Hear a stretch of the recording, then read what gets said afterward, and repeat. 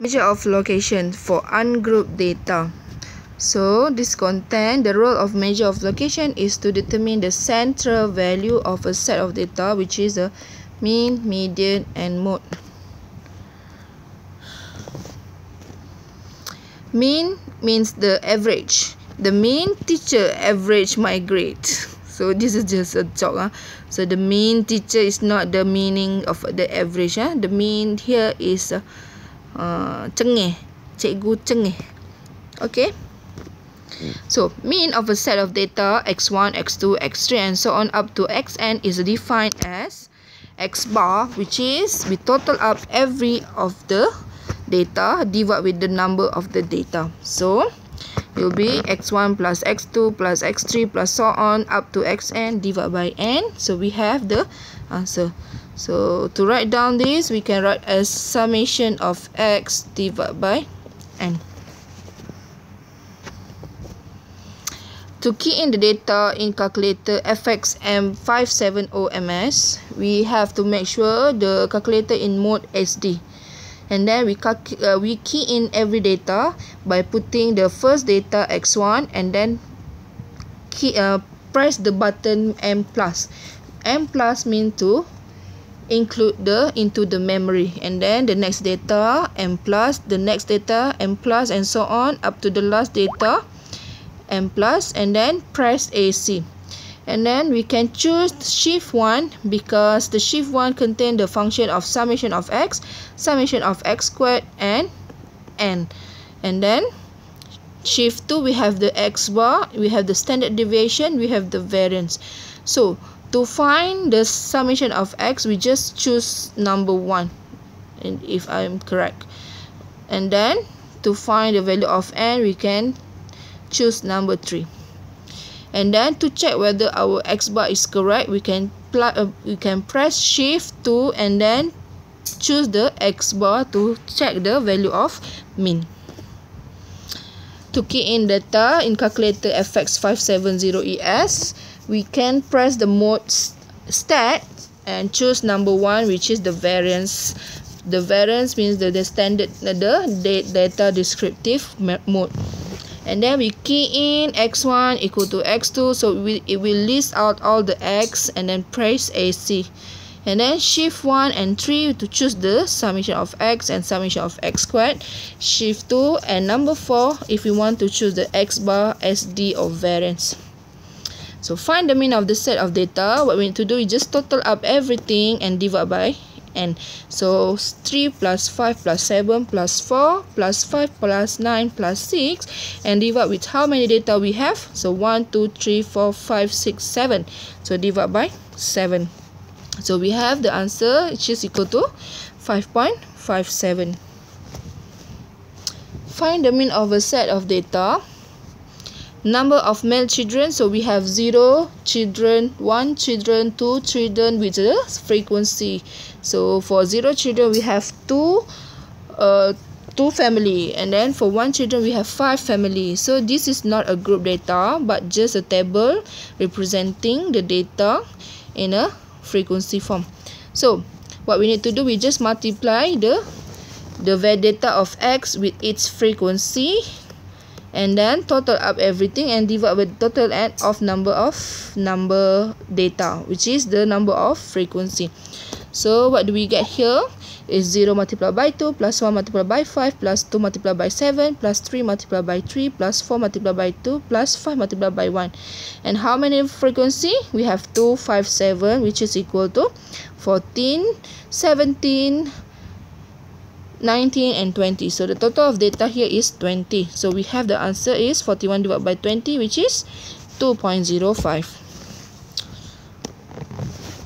Okay, the next part is median. The median is the middle value where a set of data is arranged in ascending order, then choose the middle point.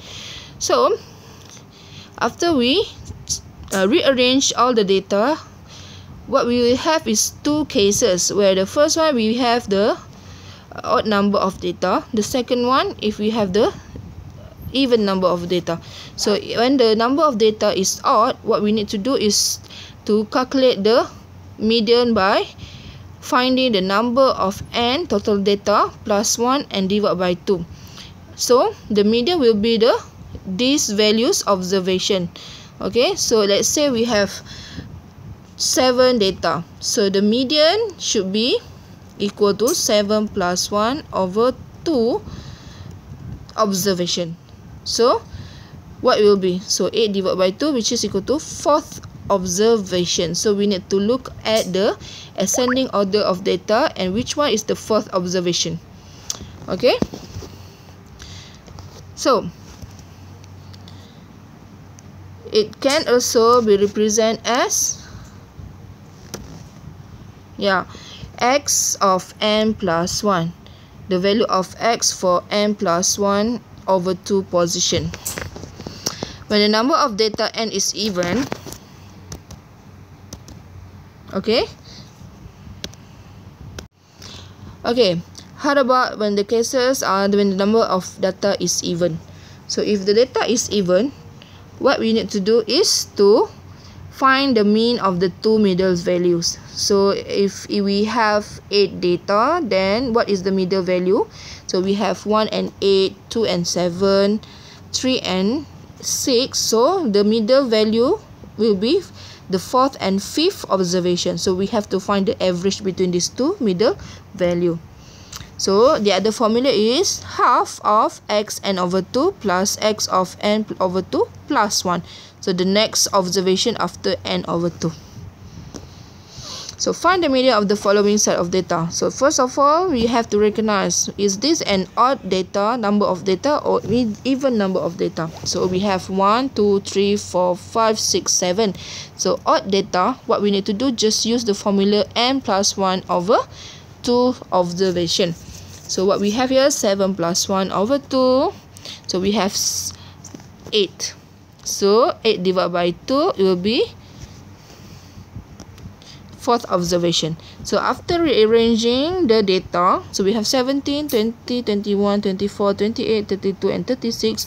Where is the 4th observation? Yes, 24 is the 4th observation. So we have the answer here.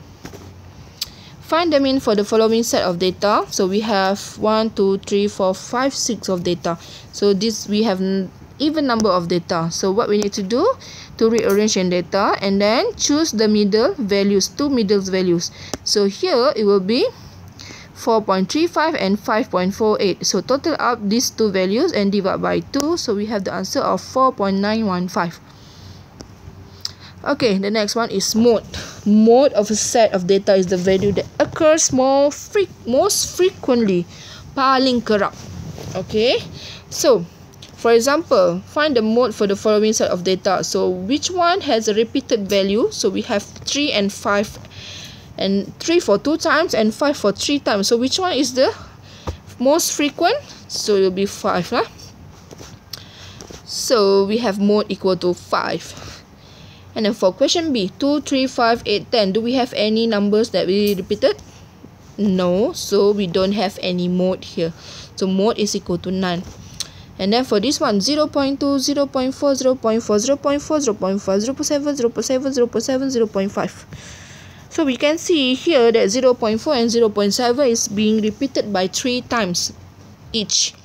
So the mode, we have 2 modes, which is equal to 0.4 and 0.7. Note, if mean, median and mode is equal with each other, then the distribution is symmetrical. But if the mode is less than median and less than mean, so the distribution is skewed to the right. And if the mean is less than median and less than mode, so mode is the highest one here, so the distribution is skewed to the left. Okay, it's up to you how to remember this one. So I just list out all the results. Quartiles. So first quartile is a number such that 25% or a quarter of the total number of data has value less than Q1, less than first quartile. It is known as 25th percentile. Okay, so quartile from a word quarter, percentile from the word percent. Second quartile, also called as median, is a number such that 50%, which is half of the total number of data, has value less than Q2 or median. It is also known as 50th percentile, 50%. And the third quartile, Q3, is a number such that 75%, which is 3/4 of the total number of data, has value less than Q3. It is also known as 75th percentile. So how to find quartile for ungrouped data? Quartiles are values which divide a set of data arranged in ascending or descending order in 4 equal parts as shown below. So we have this value arranged ascending order. Then we separate this into 4 quarter.